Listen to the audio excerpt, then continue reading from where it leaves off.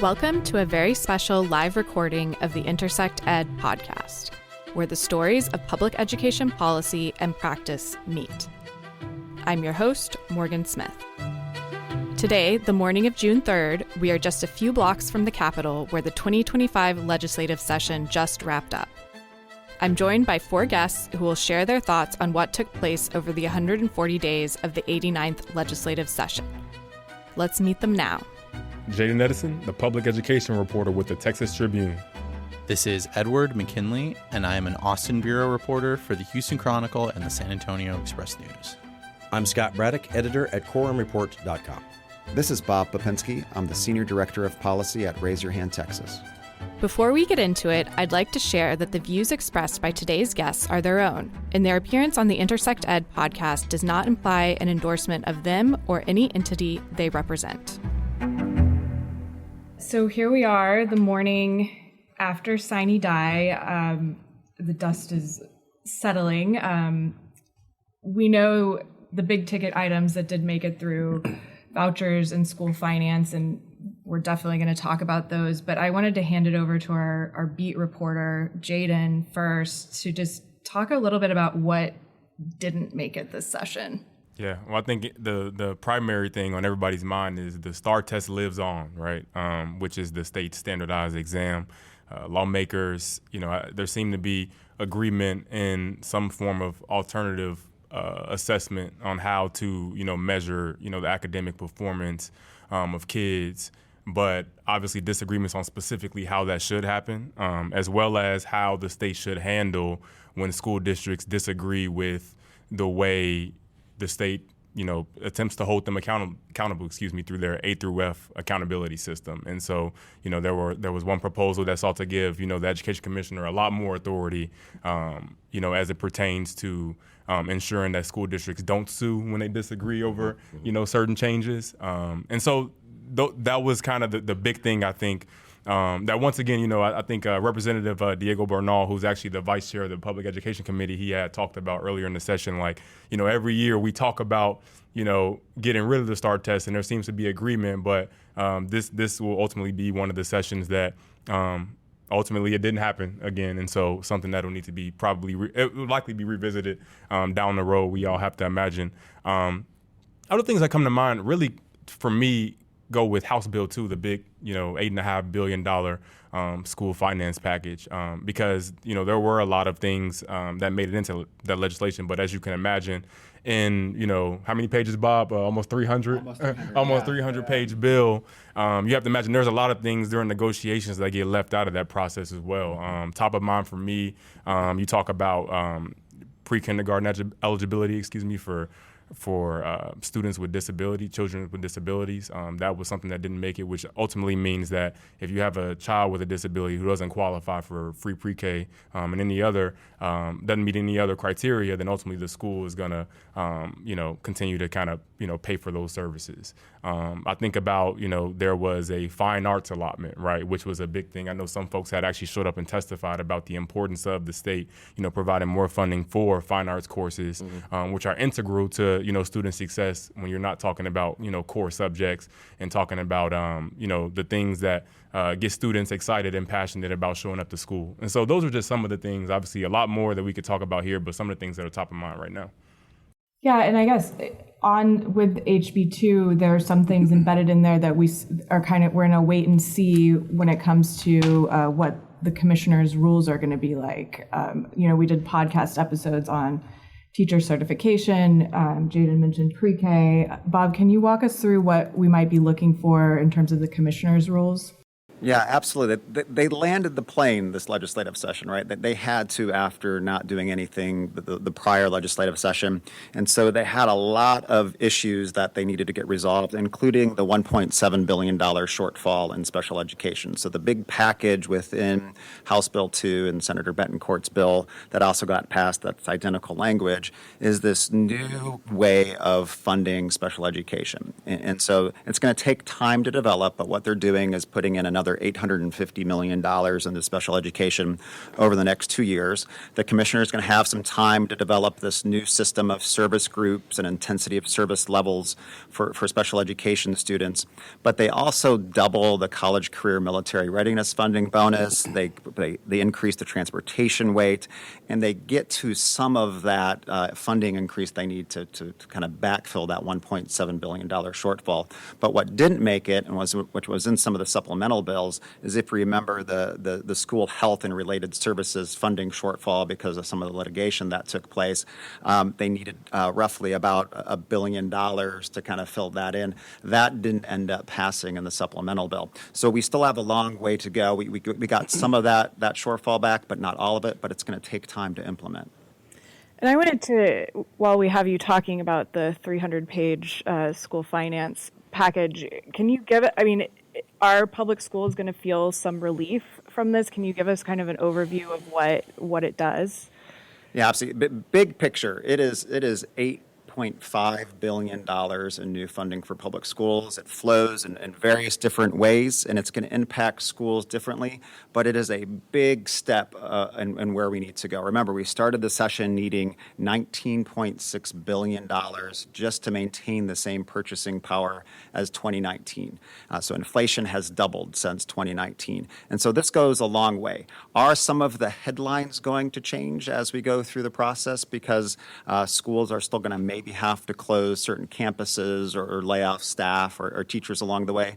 Yes, we still might see some of those headlines, but the headlines that I think a lot of the legislatures want to see out of this as well is that $3.7 billion goes to teacher pay raises depending on experience and the size of your district. So anywhere between $4,000 and $8,000 if you are a teacher at a school district with less than 5,000 kids, $2,500 to $5,000 per teacher if you're a teacher at a school district with above 5,000. There's some money in there, $500 million or $45 per ADA for staff allotments, so districts can give kind of pay increases for staff other than teachers. There's $1.3 billion in there, about $106 per student for a new allotment called the allotment for basic cost. And we can kind of get into why they developed this here for fixed cost. And then, as I mentioned, $850 million for special education. They increased the school safety allotment, almost doubling it per student, another $430 million there. And then there's an array of other funding formulas in there. But when you're looking at what school districts actually have to be flexible, kind of moving forward and kind of making their day-to-day operations meet, it really is that $1.3 billion in that new allotment for basic costs. It's the $45 for staff. And then at that point, it's all programmatic. Right? If they want to draw down additional funding for an extended school day, they're going to have to apply to TEA. If they want to get some stipends to get their teachers through residency programs, they're going to have to go through TIA. If they want to do the teacher incentive allotment, they're going to have to apply to TIA. So it's a lot of programmatic work wrapped up into House Bill 2 and a lot less flexibility for school districts. And that's interesting to me because 6 years ago in 2019, that was the last time lawmakers increased the basic allotment. And I'm curious what our reporters up here think, and maybe I'll throw it to you first, Ed. What have you noticed in the changes in conversation around school finance in this time? I think it ties into something that Jaden brought up earlier with the STAR test bill, where, I mean, you think about there are things that there's broad agreement on in the ledge, which we're all looking at directly behind us, which you're not seeing in the podcast, but we're literally staring at the building. And the folks over on the right hand and the left hand, there's a lot of agreement on things like eliminating the STAR test or wanting to support schools.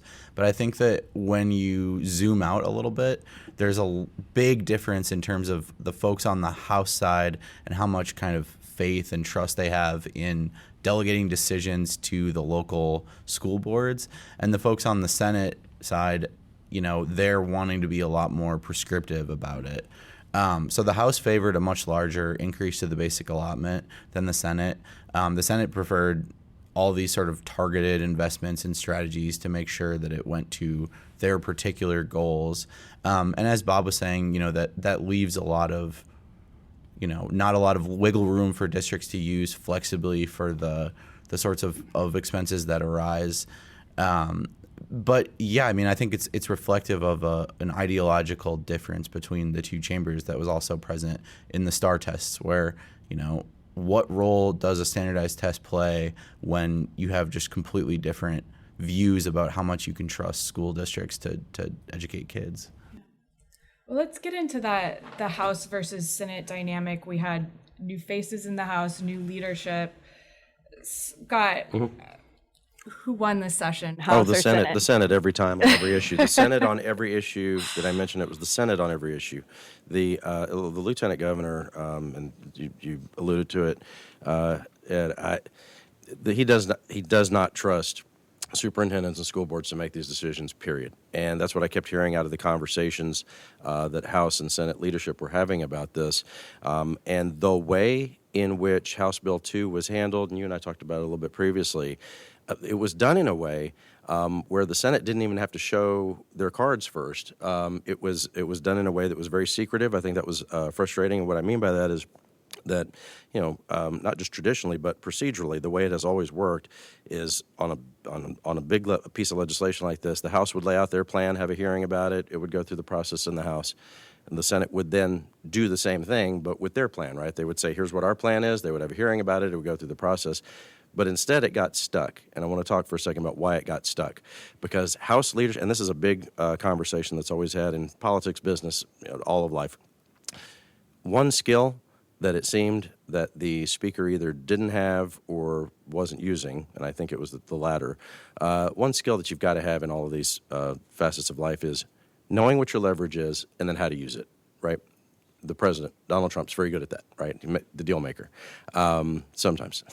And the deal was that, and how many times did House leadership say this? And over the last 2 years, how many times did the governor and the lieutenant governor all say, we can do, we can create a school voucher program, a school choice program, at the same time that we make a historic investment in public education? Sort of ended up happening, but it didn't happen that way in the process, right? Those two things did not move through the process together. And House leadership, either when the speaker said that he wanted to make a historic investment and that we could do it at the same time as vouchers, he either meant that and just wasn't very good at this as far as the process, or he didn't really mean it at all, and he was willing to just make whatever deal with Dan Patrick. Y'all can decide for yourselves on that.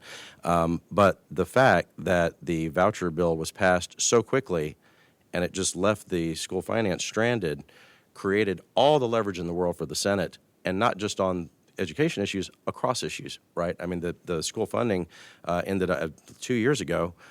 So many people were upset about school funding being linked to a school voucher program. Now this session, it became linked to a ban on THC. What do those have to do with each other? Well, the only thing they have to do with each other is that the lieutenant governor was trying to crack down on THC. He was holding money for schools hostage to be able to get it done, right? And it wasn't just that he was holding it hostage. He was also just writing his own plan, without even holding a hearing in the Senate, which was very frustrating. I kept hearing, and for members of the House, it was very frustrating. The word they kept using was acquiescence. Why are we acquiescing to the Senate on everything?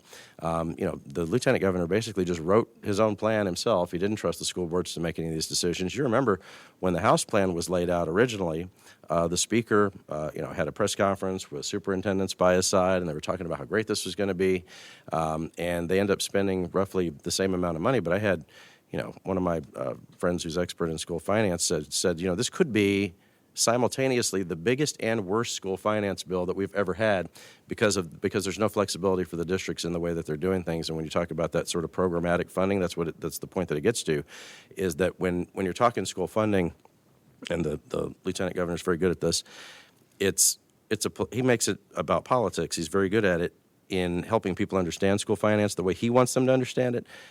School finance gets real complicated. That's why guys like Bob have jobs. But here's the deal. And I'm all for that. But the deal is that with the lieutenant governor, he makes school finance equals teacher pay raises. That's it. In 2018, when he had a close election, in the closing days of the election, the last month of that cycle, when he barely won his race, just like other statewide Republicans that year, his closing argument to voters in rural Texas. He was running nonstop radio ads about teacher pay raises. It wasn't about sort of the red meat conservative issues. It was about that. And they got him across the finish line. And so, that's the lesson that he took politically from that election, was that works. And so when it was time to do this school finance bill, that's what he wanted to focus on and talk so much and focus so much on teacher pay raises. But it was my understanding, and talking with a lot of folks about it, the school finance plan that the House had put forward actually would have allowed for school districts to raise teacher pay even more than the Senate plan. But the House leadership never talked about it that way. And it ended up not being House versus Senate at all, because the Senate hadn't even come forward with their plan just yet. I had reported out some of the details of what they were going to do. And then the Speaker was asked about, the Senate's plan is sort of starting to emerge. He was asked about it at a news conference. And without even seeing the plan fully publicly yet, the Speaker said, "Oh, yeah, the Senate plan is great." Well, I don't think he had checked with his House members about that, because there were some of them who were pretty upset. So on each and every issue, the Senate just dominated, and you can chalk it up to either a Speaker who was just a rookie. He's green. I don't think you can say that. Dustin Burrows has been in the House for a decade now, and has been one of the key players in House leadership as the calendar's chairman. Or you could say it was a Speaker who was mostly concerned with, and I think this is maybe oversimplifying it a little bit, but I think it speaks to what he felt his sort of directive was from the members when they elected him as Speaker. His main directive was to not have a special session at all costs, because 2 years ago they had. Did you know this?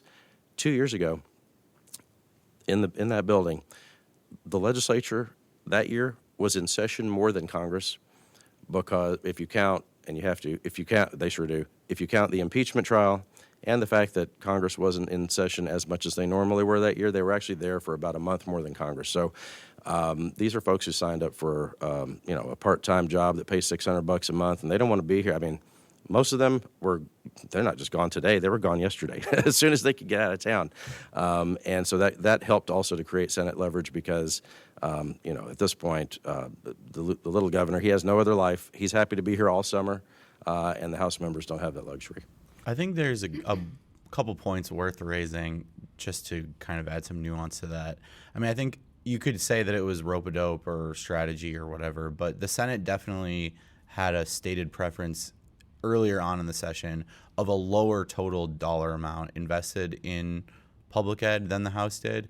And instead, we actually ended up getting more than was even in the original House bill, too. So there was at least some give and take on that. And I mean, I think the point that you rose about Dustin Burrows at that news conference saying that he supported the Senate plan before he had actually seen the details of it. I mean, my understanding of how that played out is he heard that the bottom line had been increased and said, okay, done deal, like we got our win. That was what we were looking for. And I think maybe he underestimated the importance of how those funds were going to be spent, which is the flexibility that we were talking about.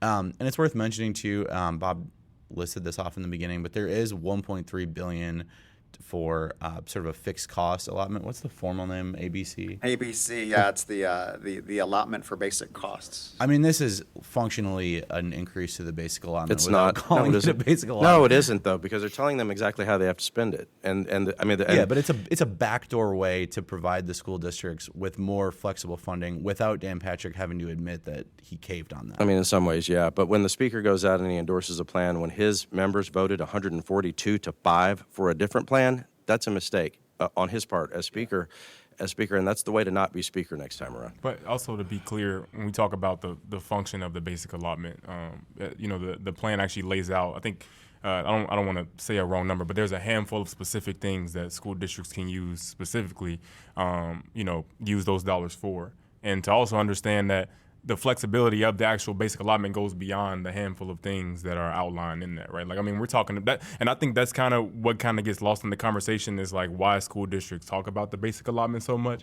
is because you specifically look at a particular school district. If you're in West Texas, right? What are the specific? You might have a need where, okay, we got to pour more of the BA into instructional materials. Another district, we need to put it more toward athletics. Another district somewhere else in Texas where it's like, we're going to, pour the overwhelming majority of this into all of our salaries, which is usually what happens anyway. Mm-hmm. So I think, again, in talking to kind of, school officials, like I don't think you'll talk to a superintendent who's going to say we won't use that money, right? I think I heard Representative James Tallarico actually framed it on the floor.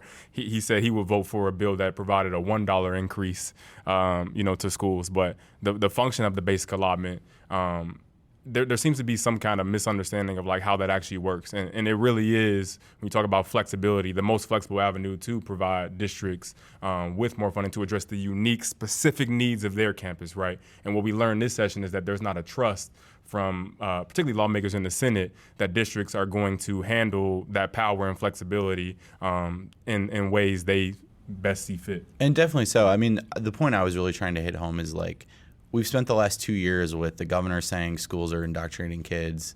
There's groups that are publishing studies about how much superintendents are getting paid. Like, there's this narrative that schools are indoctrinating kids, are wasting funds. They're trying to make your kid trans, or there's like furries or whatever. And so it would be weird politically if the people who were pushing those things then said, oh, let's just turn around and hand the schools money to use it however they want. Like, that would be completely out of touch with each other. So the Senate was holding firm for a long time on no discretionary funds. I mean, like, earlier versions of the bill, I remember they wouldn't have even been able to use, like, the increases in discretionary funds wouldn't have even covered the benefit costs that would have gone up under statute to administer the teacher pay raises that they were requiring under the bill. And so there was an evolution on the bill to try to address some of these concerns. Scott's point about the House getting rolled overall is definitely true. But there are some flexible funds, and they do address some of the main core needs that schools said that they needed. The legislature never makes school finance easier. They always make it harder, right? And so what they've done here with this almost 300 pages worth of finance is created more allotments and more complexity. The simplicity of the basic allotment is it flows through your district characteristics, it flows through your student characteristics, and it gives you the amount of money based on all of the formulas we've set up over the last decades, right? When you're adding these little pots of money, saying here's your $106 for your basic costs, now that's it. That's it until the session comes back 2 years from now. If you have different student characteristics, you're getting the flat amount, right? And so what they are essentially doing is you have to go hat in hand back to the legislatures every session because your utilities have increased. And that becomes a problem for the future. I was going to say, and I think Ed made a great point. I don't get lost, because even from my standpoint, I didn't know how they were going to handle the disagreement over how the basic allotment, right?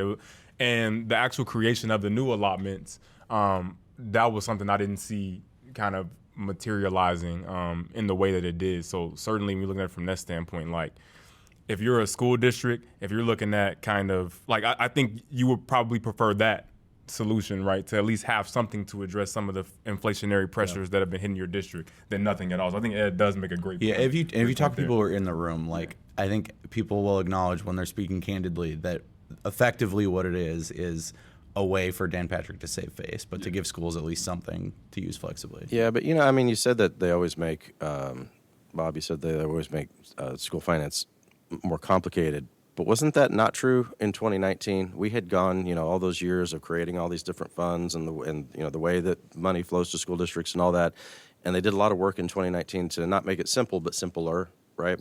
And now you have leadership moving back and they took a long break from doing school finance, so they had some time to think about it. So over that 6 years, they went back to this sort of they went back to this anti-local control model of, Dan Patrick and Dustin Burrows and the crew in that building are going to write the budgets for ISDs, and they have to come and ask for their money.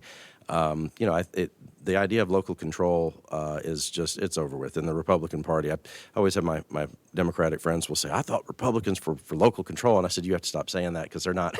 It's been a long time, at least about 10 years.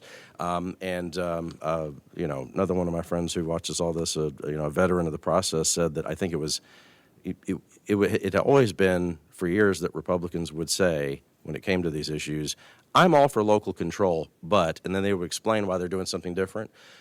It was last session that they didn't even feel the need to deviate from the principle, right? They would just do it and not say, well, I'm for local. They would not say they were for local control. They would just be against it. And that has now bled over into the school finance debate. TEA needs 85 new staff to administer all of these programs, Yeah. right? I mean, that's how much they are growing kind of the agency and kind of these grant type application programs. So I want to shift to talk about the other huge education legislation that passed this session, the voucher bill. Did Governor Abbott get everything he wanted in that? What guardrails are in place, and what challenges do you guys see on the horizon? He signed it about a month ago already, which seems like forever ago. And it's a universal voucher program, and there's some guardrails in it that we can talk about. And it starts in the 26-27 school year at $1 billion, and we'll see how many kids will apply, and we'll kind of go over those numbers here in a second. But if you look at some of these out-year costs, which the comptroller is going to have to track under the legislation, is that by year 2030, it could balloon to $8 billion for that biennium, depending on how the legislature comes back every session to put money into it. But right now, it is a $1 billion program. It is available for all private school students, for all homeschool students, for all public school students. They have to apply. There's 4 tiers that cascade down depending on kind of where you fall within the family of income for 4 on the federal poverty guidelines. And there's some guardrails within that. If you make more than 500%, you can only get 20% of the overall funding amount in any legislative session. And so in addition to kind of guardrails for, what the eligible expenses are. Private schools have to be accredited for 2 years before you can start pulling down voucher money. So they did put a lot of guardrails within the system, but raise your hands perspectives that it's always kind of been bad policy for the state of Texas for all sorts of reasons. And the number one reason is a vast majority of the kids in other states that use a voucher already attended private school. Anywhere between 70 and 80% of voucher recipients in other states already attended a private school. And that's what it's shaping up to be this time around. I think what the fiscal note kind of looks at is maybe 25,000 public school students will get the ESA within the first year, and the rest will fall to private school students already attending a private school and homeschool students.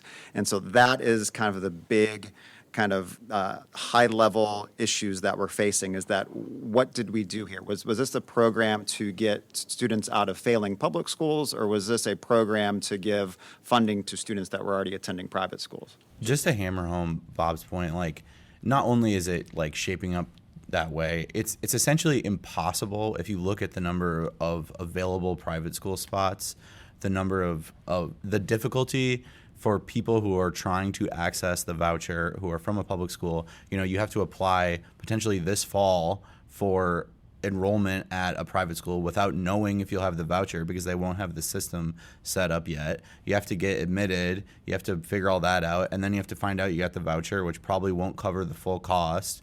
And then, maybe you'll be able to attend, maybe you won't, maybe they'll have a spot for you, maybe they won't.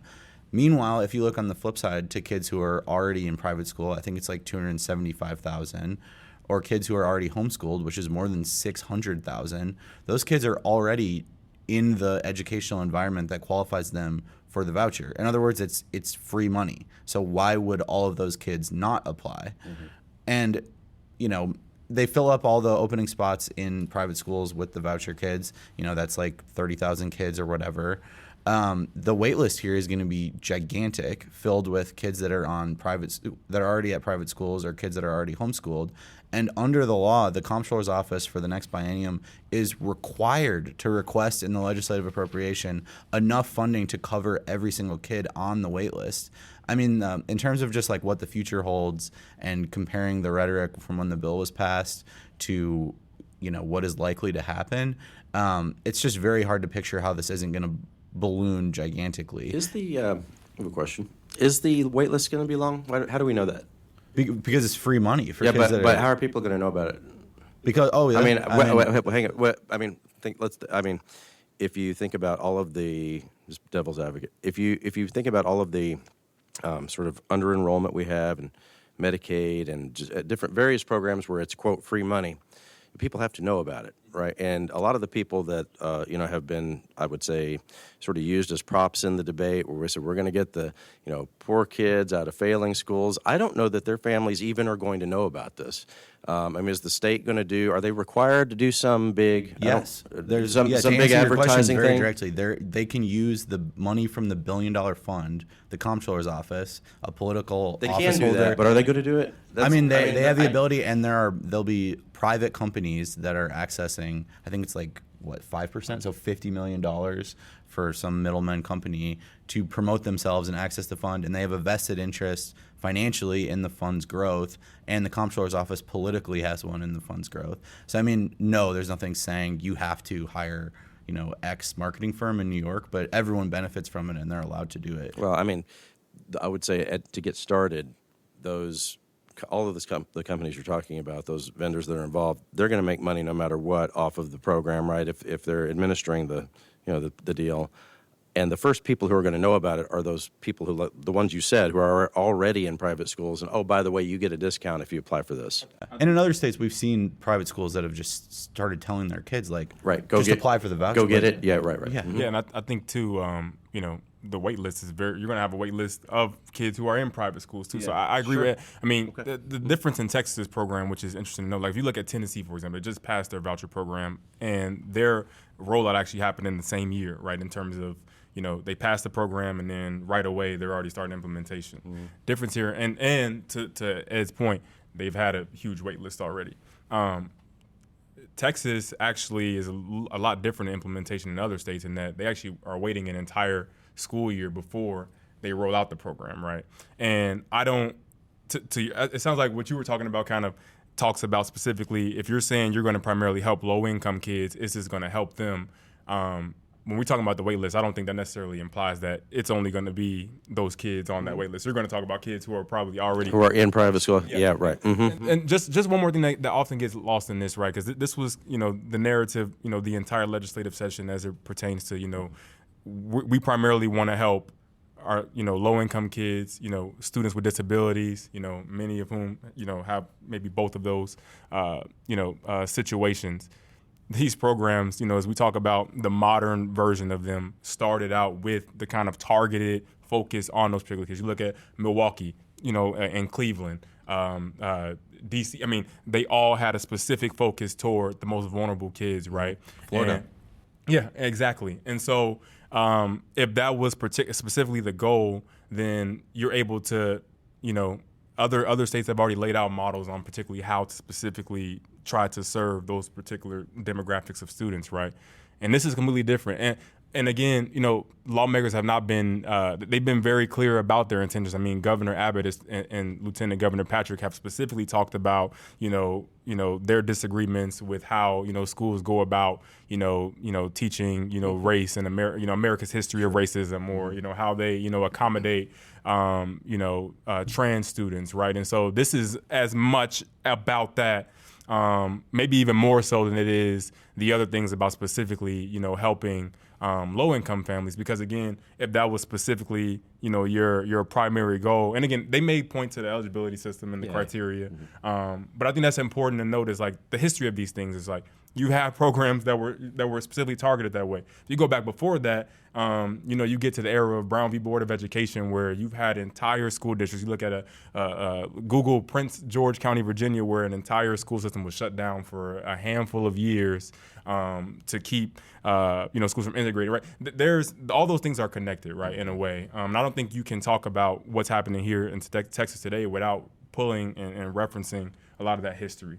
And to touch on what you were talking about, some of the curriculum concerns and the bills that have passed over the last few sessions, I think that's going to be a really interesting thing to watch play out here is like, there are some of these private schools that they teach critical race theory. They can do whatever they want over there, just like, the classical schools that are teaching these anti-woke curriculum that, somebody like Dan Patrick or Greg Abbott might agree with. But these just in the previous conversation we were having about how prescriptive the ledge has gotten towards schools and how much TEA has had to grow to administer it, all of those guardrails, those hoops that schools have to jump through, private schools don't have to do any of that. They don't have to do the school safety requirements that public schools do since Uvalde.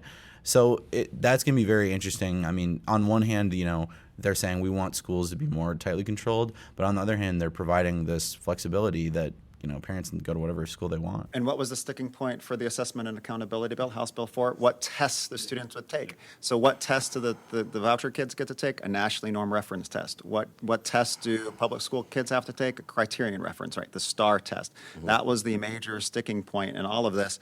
So we are setting up two distinct systems here that over time is going to even grow wider in margin, right? In addition to the type of certified teachers we have, right? Public school teachers, and within the next 3 or 4 years, you have to have a certified teacher in every foundational curriculum classroom. Private schools, you don't have to have a certified teacher at all, right? That was passed this session in House Bill 2. And so we're creating two vast different systems here. And at some point, when you saw those funding increases, that $8 billion potentially here in a handful of years, that's when the fight's really going to start coming in. Because how do you attract and retain teachers when, if you do have a system that's growing, whether it's in charter schools or private schools, how are you going to keep and attract and retain teachers? Would y'all agree that it's interesting you bring that up, the STAR component. I almost got the sense that was really top of mind for someone like Chairman Buckley, Representative Buckley, who leads the House Public Education Committee, because I think the House kind of, especially you hear from so many more members. I'm top of mind is Representative Gina Hinojosa, who has been very vocal about opposition, to the STAR test, and that was some of the debate on the floor where it was like, well, why are we not asking, private school kids to take the STAR test? And Representative Buckley's like, we're trying to get rid of that too, So it seemed like, it seemed like the House got rolled on that too. On almost everything, on the question of the testing and the question of the funding. I mean, what did you say? $8 billion within 5 years. To me, as someone who watches the budget discussions all the time, I mean these amounts. That's the amount that they'll want to do for tax compression, for quote tax cut. That's the amount that they would want to do at some point for public ed. It's the 8.5 they did this time around. You're talking about real money, and so for a lot of the advocates for public ed, at the Capitol as the voucher thing is passing, they kept saying, yes, the governor's going to get his thing, even if he has to call Donald Trump and get him on live with the members that morning and say, hey, guys, go win one for me, which he did do, which was kind of surreal. But, hey, it's 2025. That was huge, by the way. Yeah. That was. Pause on that for a second. Even after everything else the governor had done, scorched earth campaign in the primary last year and nonstop, always with the school, what did he call it? Educational freedom and school choice and all the stuff that he was doing throughout the session. On the day of the vote in the House, he still had to call for backup from the biggest gun in the Republican Party. And I had that morning, the way that Republican or Democratic caucus meetings work, of course, is that's a private meeting. We can't go in there. I'm usually at home when they're doing those meetings because I can't go in. I just know everybody who's in there. So they start texting and they say, hey, what's going on? And one of the members texted me that morning. He's like, well, he just put Donald Trump on the phone. I said, really? And the next thing I got was the video texted to me by one of these members. We were first to put that out at Quorum Report before the governor eventually did it. But yeah, there was still some talk, to your point, there was still some talk that Republicans might side with Democrats, at least on some details of how to do this, right? And maybe have a statewide referendum, ask people in Texas what they think about it, put it on the ballot. But once Trump called in, all that starch came out of that opposition. They were ready to just do whatever they were told. Later, of course, a lot of those Republicans were asking the question, can I get it in writing that the president's really going to endorse me in my primary next year? Although I think some of those suburban Republicans might not want that endorsement. We'll see how it goes. But yeah, I mean, the pressure campaign to get that done. But then, back to that whole thing about funding, the advocates kept saying that once they got passed, that they would say, okay, well, look, they're still going to do a giant school finance bill, so that makes it okay for now. And in a way, in Texas, we have succeeded ourselves stupid. We can do anything we want, right? We have all the money in the world. What did we have? $33 billion surplus last time, $25 billion this time. And the legislators, lawmakers, policymakers can do whatever they want because they have enough money, right? To your point, the real fights will start when they don't, right? It could be 2 years, 4 years, 6 years, 8 years from now when we have, a real deficit budget. And I think we talked about this last time we were here. They don't have almost any muscle memory for what it's like to have a deficit budget in Texas. They have not had to make big cuts since 2011 in a House and Senate. I think there are only, and we'll have some more retirements this time around. So by the time we get to next session, I mean, there are 30 members who are still in office now who even know what it's like to have a budget cutting session that they had in 2011. By next session, there may be none. I can count to as many as 8 senators who might not be there next session.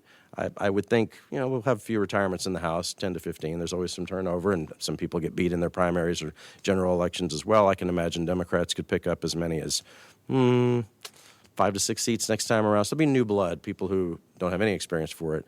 And by that time, we may be looking at what is starting to turn into a big fiscal crisis and a man-made crisis because these guys did it to themselves. Yeah, just to circle the square in a few points there. Yeah, just if you guys our time is kind of wrapping up, but Scott kind of brought us around to like our predictions for, what are we all going to be sitting up here talking about ahead of next session? Yeah, well, it's worth putting a fine point on it that the program won't increase automatically. The ledge is going to have to come back and approve more funds. And I think it's easy to imagine if there's a big wait list and the comptroller's office is saying, give us, $5 billion more, there's going to be a big conversation about it. But so far, this has been a campaign. It's been political campaigns. It's been advocacy campaigns. And the governor and his folks clearly believe this is a winning issue politically. And you can gripe about the way survey questions are phrased or whether or not Texans would support this or whether it would win in a statewide referenda, which it hasn't in other states. But clearly they think this is a political winner. But now the rubber is going to meet the road. Like, they're going to have to actually administer this policy. And I think that the specifics of how they do so, our teachers are getting fired from, maybe a religious school for being gay, and that school is being funded with public funds. Like, when stuff like that is actually happening, are people comfortable with it? And are they willing to express political consequences for the folks that are building up this program? And on the flip side of the political spectrum, they just banned like pride clubs at public schools. Private schools can still have pride clubs. Like, are Republicans going to be comfortable with that when they're funding them through the voucher program? So I think that those sorts of nuts and bolts questions are going to be really important as we move from the campaign into actual governing. Yeah, and it transitions from, again, all the rhetoric that we've heard all session is that, particularly when it comes to vouchers, right? Like, this is going to serve, our priority category students, students with disabilities, students with low-income families. We're going to get that demographic report, when the program launches, 26-27 school year. Yeah. We're going to be able to see, a lot of, we're going to be able to kind of basically compare what the talking points were during the session and what actually happened. Does Texas follow in the footsteps of other states where the primary beneficiaries are students in private schools? All the evidence points to that being the case, but obviously we're going to be able to have data to kind of look and assess what is the Texas story of this particular issue.